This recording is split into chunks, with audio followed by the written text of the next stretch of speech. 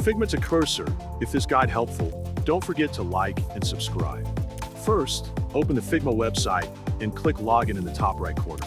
Once you're on the main page, open the project you want to work with. Inside your project, the left dashboard shows your files and assets, while the right side lets you switch between design and prototype. Next, go to the bottom of the project page. Then click Plugins and Widgets and search for Figma to Cursor. Click the plugin and a pop-up will appear.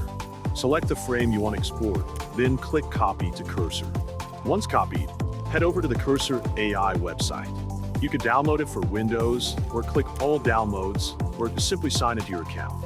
You can log in using your email or continue with Google, GitHub, or Apple. If you don't have an account, click Sign Up.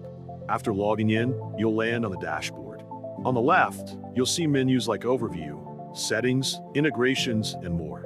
At the top, go to the Agents tab next to Dashboard.